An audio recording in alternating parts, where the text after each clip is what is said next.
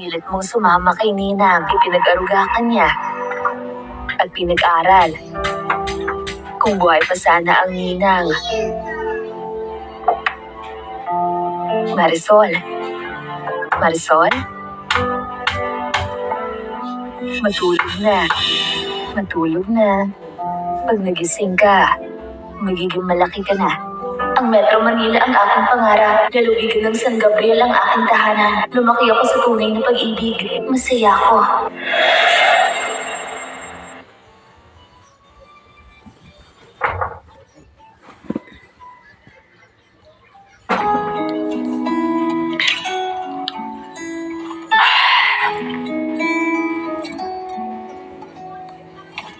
Salamat sa buong pamilya ko. Napakaswerte ko. Ako'y prinsesa. Wow! Sosyal na sosyal. Naiinggit ako. Buhat ng prinsesa pangarap ko.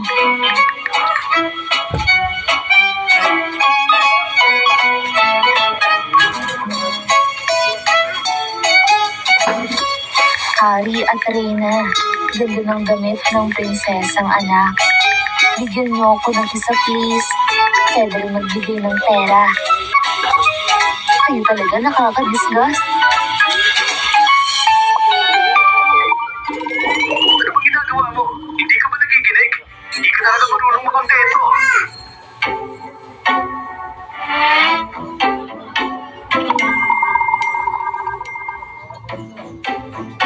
Mura kayo ng mura, pero kailangan may pera. Nakatanggap ng deposit ng 500,000. Dahil sa perang to, papatuwarin ko na lang si Fernando. Nanay Director! Joy! May pera na ako! Tara maglakbay tayo! Bilisan natin. Pwede na natin tingnan ang scores. Ate! Ate, pa na! Uy, bilis nila niyo. Ito. Huli nga pa numero ay 5631. Huwag ka magkamali, ha? Sige. Marisol, ano nangyayari dito? Ang ranggo.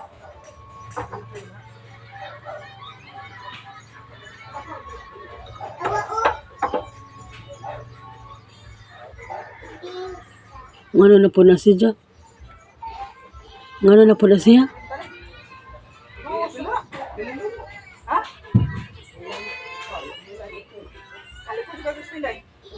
Bay?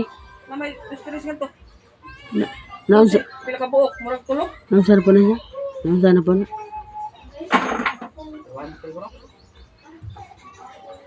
Mga hilper ko na niya. Hindi.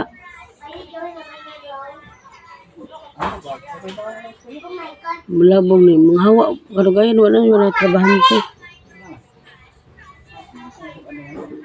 Saban eh. Saban? Ampun.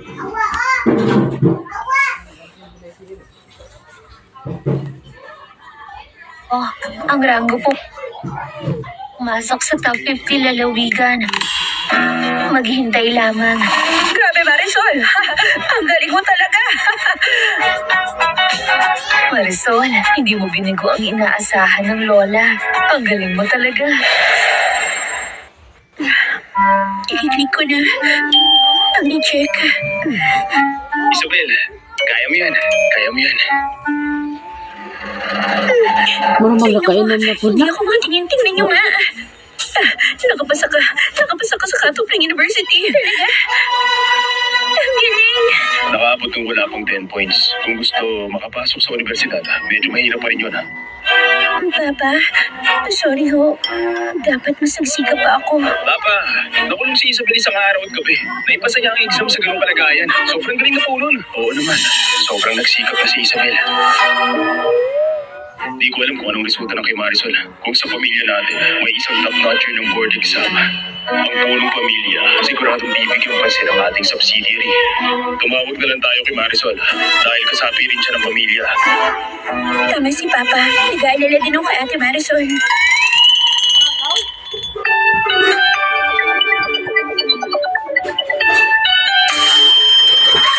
Hello? Marisol, na-check mo na ba ang resulta? Kamusta naman? Naka 700 ka ba? Hindi ko alam. Dito kasi, hindi ko makita ang score. Bakit?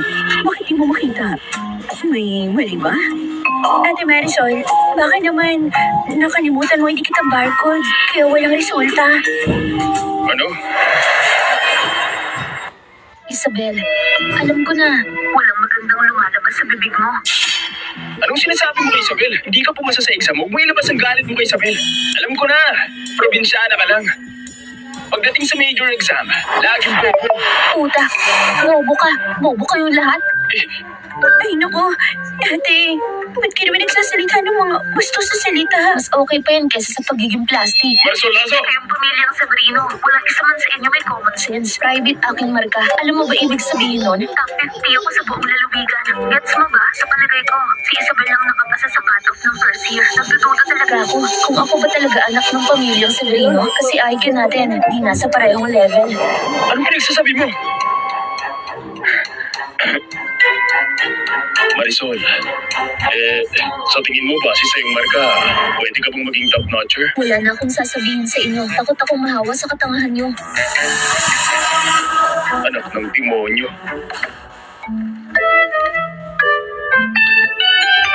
Ano na naman? Marisol, ako to. Tignan mo sa internet. Nakalabas na ang marka. Top-notcher ka ng Maynila. Ang interview mo, nag-viral na rin sa internet.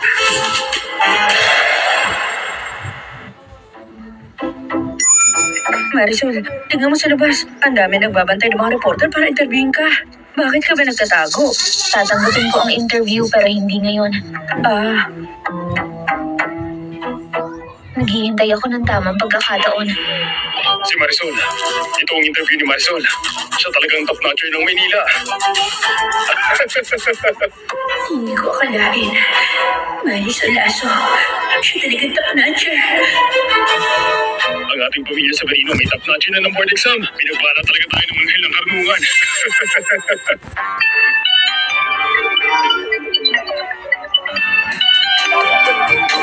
Hello? Marisol, binabati kita. Ipinagmamalaki kita, anak. Naiintindihan ko. May iba ka pang kailangan. Marisol, lagi kang nasa trending ngayon. Paano kung hayaan natin ng reporter na interviewin ka ulit sa mismong bahay ng pamilya sa Berino para makita ng lahat ng tao sa bansa, para maayos nila makita ang ganda ng pamilya natin, pamilya ng mga top students. Tawag ng pamilyang Sabrino ang hinihintay ko. Sige.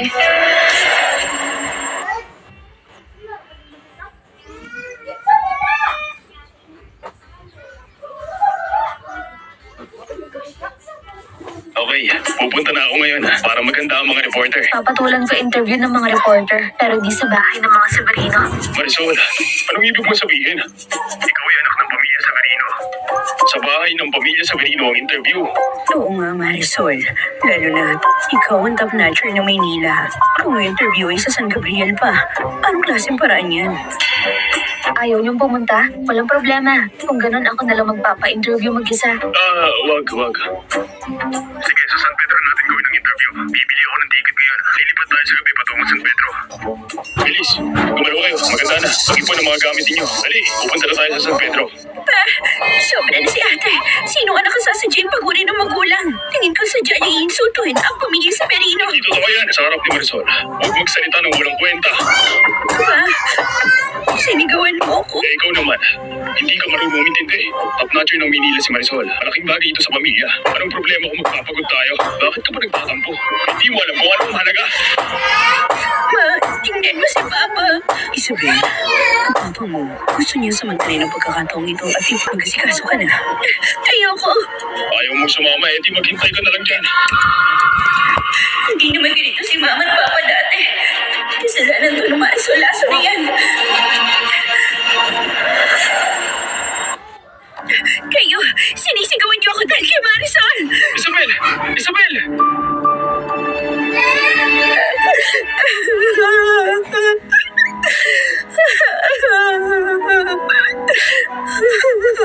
Huwag ka nang umiyak. Isasaktan rin ako. Kuya, dahil ba hindi ako pumasa, hindi na ako mahal ni Mama at Papa.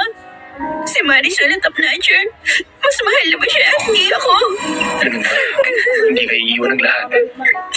Iniisip lang talaga ni Papa ang kumpanya. Alam ko na, matagal ko nang alam na sa puso ni Papa, hindi ako tulad ni Marisol at ng kumpanya.